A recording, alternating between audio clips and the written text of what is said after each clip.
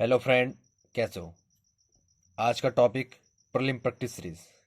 किसी भी एग्जाम के लिए ये सीरीज काफ़ी महत्वपूर्ण है।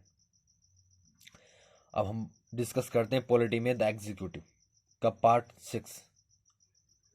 क्वेश्चन नंबर फर्स्ट देखते हैं कि कौन राष्ट्रपति के चुनाव में तो मतदान नहीं करता, परंतु उपराष्ट्रपति के चुनाव में मतदान करता है।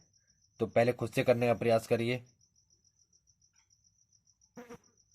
अब स्टार्ट करते हैं। ऑप्शन ए, संसद के मनोनीत सदस्य। सही बात है कि संसद के जो मनोनीत सदस्य होते हैं अर्थात नॉमिनेटेड सदस्य जो होते हैं वो उपराष्ट्रपति चुनाव में भाग लेते हैं, लेकिन राष्ट्रपति चुनाव में मतदान नहीं करते। इसलिए स्टेटमेंट हमारा सही है। राज्य विधान परिषद के सदस्य ये उपराष्ट्रपति चुनाव में मतदान नहीं करते हैं। राज्यसभा के सदस्य ये भी गलत है। उपयुक्त सभी, ये स्टेटमेंट भी हमारा गलत है।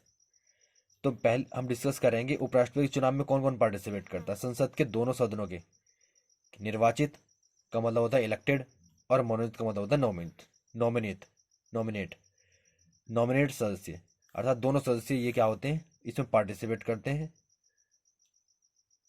नेक्स्ट, राष्ट्रपति के चुनाव में केवल निर्वाचित या इलेक्टेड मेंबर पार्टिसिपेट करते हैं दोनों सदनों के, चाहे राज्यसभा हो या लोकसभा हो।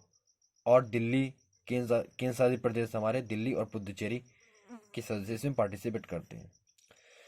अब इनका चुनाव किस प्रकार होता है। चुनाव जो होता है वो आनुपातिक प्रतिनिधित्व के आधार पर एकल संक्रमणीय मत द्वारा और गुप्त मतदान के द्वारा उपराष्ट्रपति का चुनाव होता है। जिस प्रकार राष्ट्रपति का होता है इसी प्रकार उपराष्ट्रपति का चुनाव भी होता है।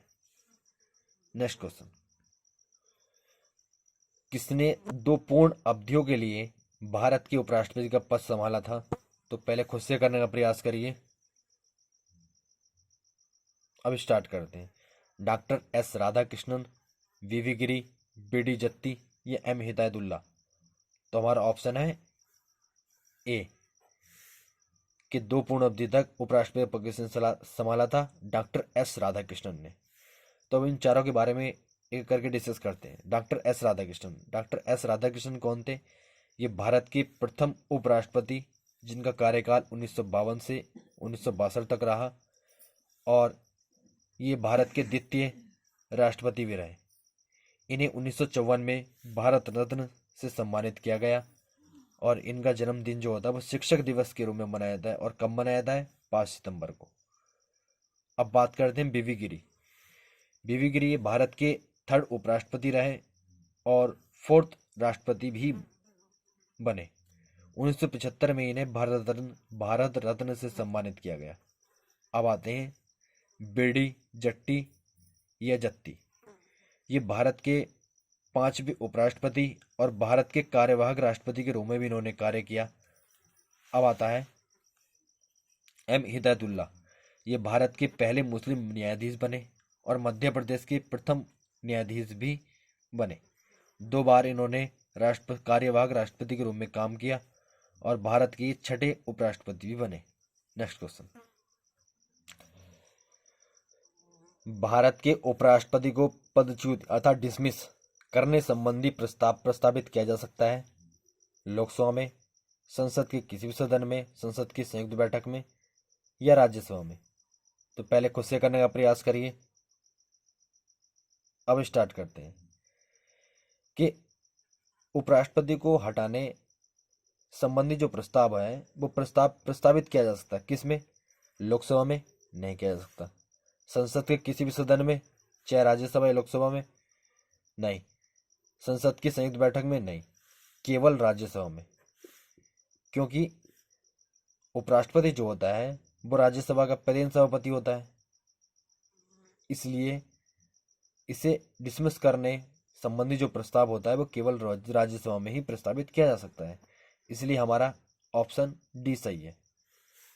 नेक्स्ट क्वेश्चन, भारत के उपराष्ट्रपति के पद के संबंध में निम्नलिखित में से कौन सा कथन सही नहीं है। तो आपको बताना है कि कौन सा सही नहीं। तो पहले खुद से करने का प्रयास करिए।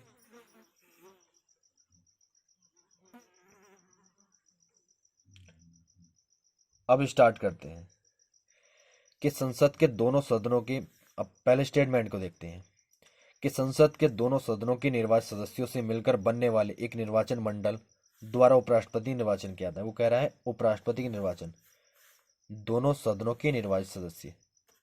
ये स्टेटमेंट गलत है। क्यों? क्योंकि संसद के दोनों सदनों के निर्वाचित के साथ साथ नॉमिनेटिव अर्थात मनोनीत सदस्य भी होने चाहिए, तभी उपराष्ट्रपति का चुनाव किया जा सकता है। इसलिए पहला स्टेटमेंट हमारा गलत है।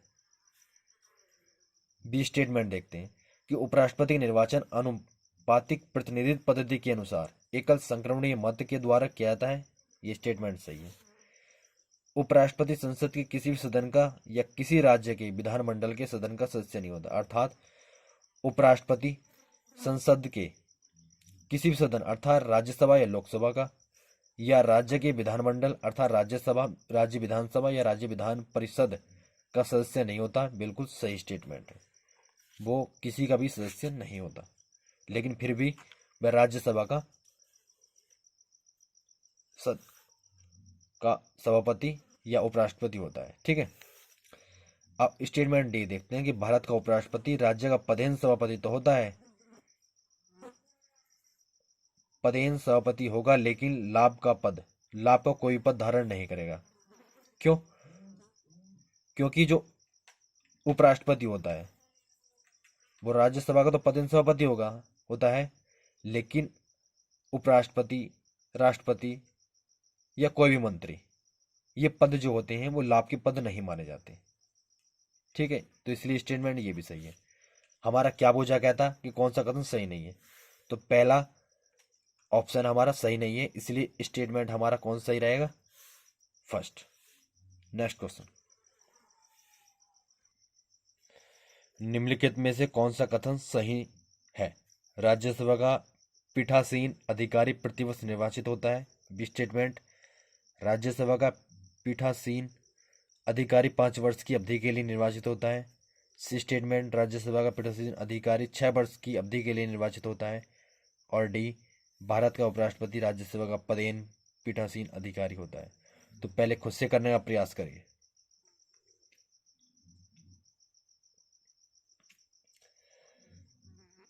अब स्टार्ट करते हैं कि राज्यसभा का पीठासीन अधिकारी प्रतिवर्ष निर्वाचित होता है, प्रतिवर्ष निर्वाचित नहीं होता। स्टेटमेंट गलत है।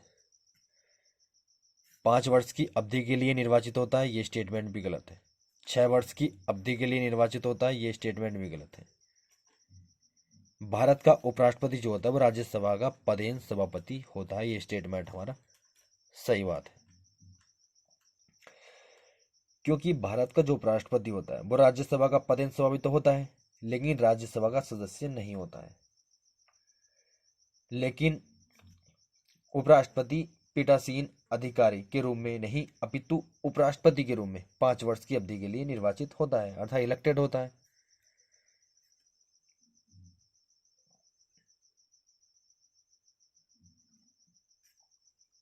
नेक्स्ट क्वेश्चन,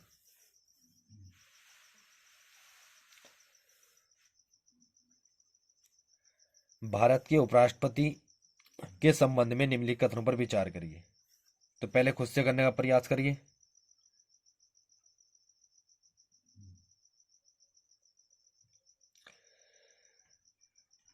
अब स्टार्ट करते हैं। हमें बताना है इसमें असत्य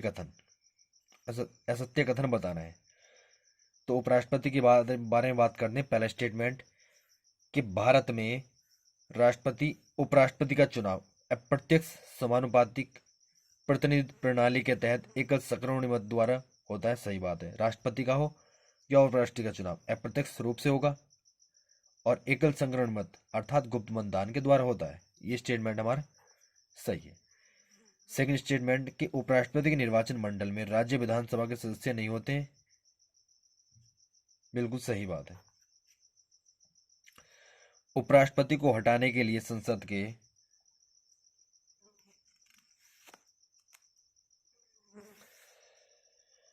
उपराष्ट्रपति को हटाने के लिए संसद के दोनों सदनों में बहुमत से इस आशय का प्रस्ताव पारित होना चाहिए। यह स्टेटमेंट हमारा गलत है। क्यों गलत है देखते हैं। क्योंकि यदि उपराष्ट्रपति को हटाना होगा तो उपराष्ट्रपति को हटाने के लिए ये जो प्रस्ताव एक संकल्प प्रस्ताव पारित करना होगा जो केवल राज्यसभा में लाया जा सकता है, और उसे लाने के लिए उसे मेजोरिटी से पास होना जरूरी है।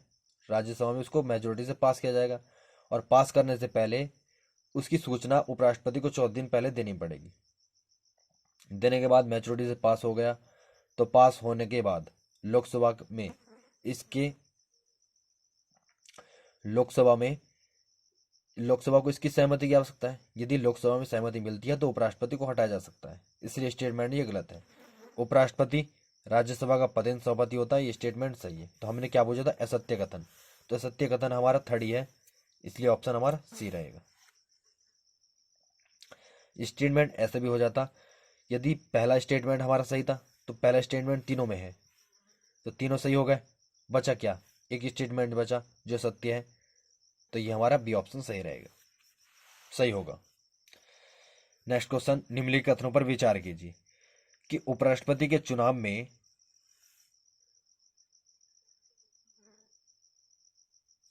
निम्नलिखित कथनों पर विचार कीजिए, इसमें भी हमें सही नहीं है वो ऑप्शन बताना। तो पहले खुद से करने का प्रयास करिए।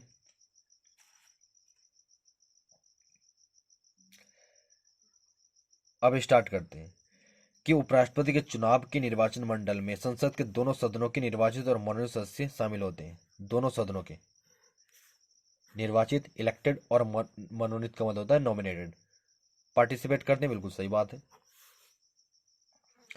औपचारिक महाभियोग द्वारा अपनी पदावधि पूर्ण होने से पहले उपराष्ट्रपति को पद से हटाया जा सकता है, महाभियोग के द्वारा नहीं।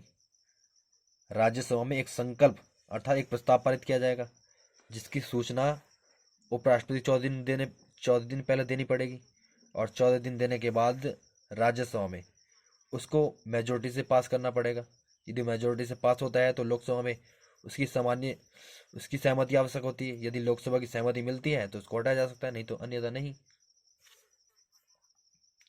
ठीक है, हटाया जा सकता है। महाभियोग केवल राष्ट्रपति भी लगता है, वो भी आर्टिकल 61 के थ्रू। ठीक है, इसलिए स्टेटमेंट हमारा गलत है। थर्ड स्टेटमेंट, उपराष्ट्रपति के चुनाव के संबंध में सभी संदेह एवं विवादों की जांच एवं निर्णय सर्वोच्च न्यायालय द्वारा किए जाते हैं, जिसका निर्णय अंतिम होता है। अर्थात उपराष्ट्रपति से संबंधित जितने भी हमारे विवाद होते हैं, संदेह होते हैं, कोई भी चीजें जिनकी जांच और निर्णय होता है वो सुप्रीम कोर्ट के द्वारा ही किया जाता है, ना कि किसी हाई कोर्ट के द्वारा। और सुप्रीम कोर्ट का निर्णय जो होगा वो अंतिम ही होगा, इसलिए स्टेटमेंट हमारा ये भी सही है। तो पहला और थर्ड स्टेटमेंट सही है। वो पूछ रहा है कौन सा सही नहीं है, तो सेकंड स्टेटमेंट हमारा गलत था, इसलिए ऑप्शन हमारा क्या रहेगा? बी सही रहेगा। नेक्स्ट क्वेश्चन, उपराष्ट्रपति उसकी शक्तियों तथा कार्यों के संदर्भ में कथनों पर विचार कीजिए। तो पहले खुद से करने का प्रयास करिए।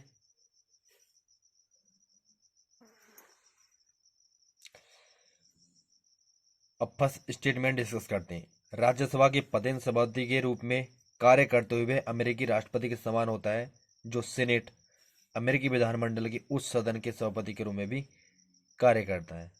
तो स्टेटमेंट हमारा सही है। क्यों सही है, देखते हैं इसको। कि राज्यसभा के पदेन अध्यक्ष के रूप में जब उपराष्ट्रपति कार्य करता है तो उसकी शक्ति जो होती है वो लोकसभा के अध्यक्ष के समान होती है, और इसी संबंध में उपराष्ट्रपति अमेरिकी उपराष्ट्रपति के समान है। जो अमेरिकी जो विधायिका होती है अर्थात सीनेट अमेरिकी विधायिका उस सदन होता है और उसके अध्यक्ष के रूप में कार्य करता है, इसलिए फर्स्ट स्टेटमेंट हमारा सही है। सेकंड स्टेटमेंट देखते हैं कि राष्ट्रपति का पद रिक्त होने की स्थिति में वह अधिकतम 6 महीने तक राष्ट्रपति के रूप में कार्य कर सकता है। यह स्टेटमेंट भी हमारा सही है। वो कहता है यदि राष्ट्रपति किसी वजह से कोई अपना पद छोड़ दे, किसी वजह से उसकी स्थिति हो जाए, खाली हो जाए, उसका पद रिक्त हो जाए, वो मृत्यु के कारण हो सकता है या कोई भी कंडीशन हो सकती है, तो उस स्थिति में उपराष्ट्रपति 6 महीने तक राष्ट्रपति के रूप में कार्य कर सकता है। तो स्टेटमेंट हमारा ये भी सही है।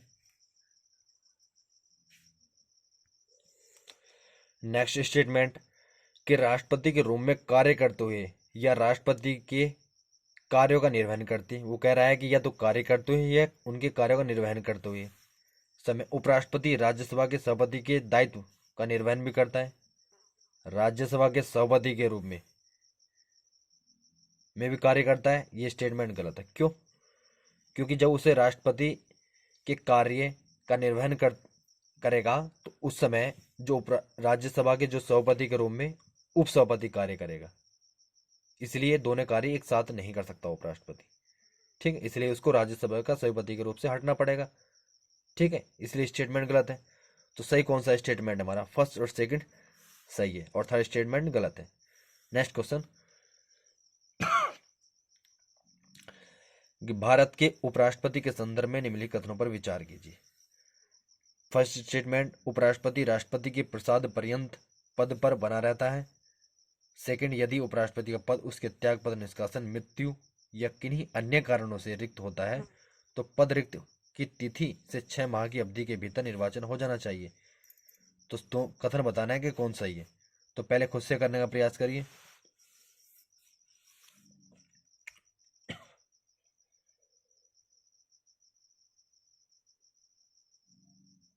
अब स्टार्ट करते हैं कि पहला स्टेटमेंट कि उपराष्ट्रपति राष्ट्रपति के प्रसाद पर्यंत, अर्थात राष्ट्रपति उपराष्ट्रपति होता है वो, इसका प्रसाद पर्यंत का मतलब होता है कि राष्ट्रपति की सहमति तक वो अपना पद धारण करता है। नहीं, इसको एक संकल्प के द्वारा, राज्यसभा में एक संकल्प लाया जाता है, उसके द्वारा इसको हटाया जा सकता है। इसलिए स्टेटमेंट हमारा गलत है, क्योंकि राष्ट्रपति की सहमति से पद पर नहीं रहता। ठीक है, इसलिए स्टेटमेंट हमारा फर्स्ट गलत है। सेकंड स्टेटमेंट, यदि उपराष्ट्रपति का पद उसके त्याग दे दिया हो उसने, निष्कासन हो, मृत्यु हो या दूसरा कोई कारण हो, यदि रिक्त होता है तो पद रिक्त की तिथि से 6 माह की अवधि के भीतर निर्वाचन हो जाना चाहिए। नहीं, निर्वाचन जो होना चाहिए वो शीघ्र होना चाहिए, ना कि 6 महीने की अवधि के भीतर।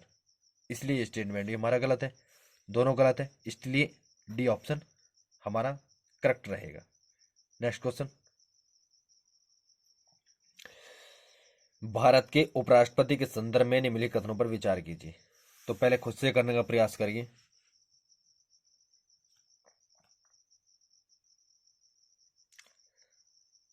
अब स्टार्ट करते हैं, हमें बताना है कि कौन सा कथन सही है। तो फर्स्ट स्टेटमेंट के बारे में बात करते हैं कि संविधान के उल्लंघन के मामले में उसे पद से हटाने के लिए एक औपचारिक महाभियोग की आवश्यकता होती है। यहीं से समझ जाना चाहिए कि महाभियोग जो लगता है वो राष्ट्रपति के लिए लगता है, ना कि उपराष्ट्रपति के लिए। इसलिए फर्स्ट स्टेटमेंट हमारा गलत है। ठीक है, क्योंकि यदि राष्ट्रपति को हटाना है तो आर्टिकल 61 के थ्रू, महाभियोग के थ्रू उसको हटाया जा सकता है। यदि उपराष्ट्रपति को हटाना है,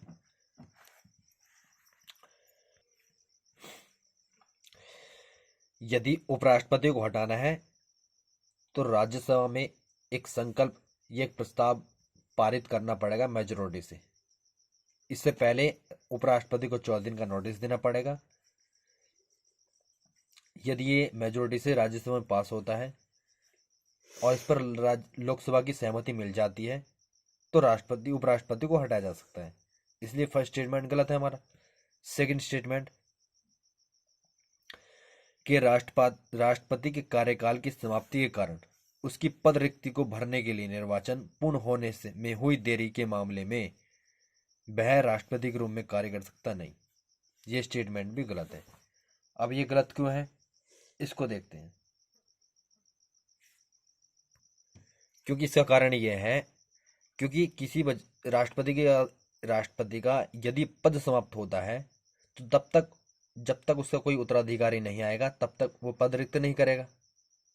ठीक है, तो इसलिए उपराष्ट्रपति का इसका कोई मैटर नहीं बनता। इसलिए हमारा स्टेटमेंट हमारा गलत है। तो ऑप्शन हमारा कौन सा करेक्ट रहेगा?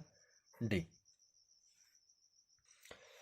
थोड़ी सी उपराष्ट्रपति के बारे में और एक्स्ट्रा जानकारी देखते हैं कि संविधान में उपराष्ट्रपति को हटाने के लिए कोई आधार नहीं दिया गया, अर्थात कोई आधार नहीं है। और यदि उपराष्ट्रपति 5 वर्ष की अवधि पूर्ण करता है तो उस पूर्ण करने के बाद जब तक उसका उत्तराधिकारी ना मिले वह उसको फिर से उपराष्ट्रपति बनाया जा सकता है और ये कितनी बार भी निर्वाचित हो सकता है। यदि गाइस आपको ये वीडियो अच्छी लगे तो वीडियो को लाइक करें, शेयर करें और चैनल को सब्सक्राइब करना ना भूलें। Thank you.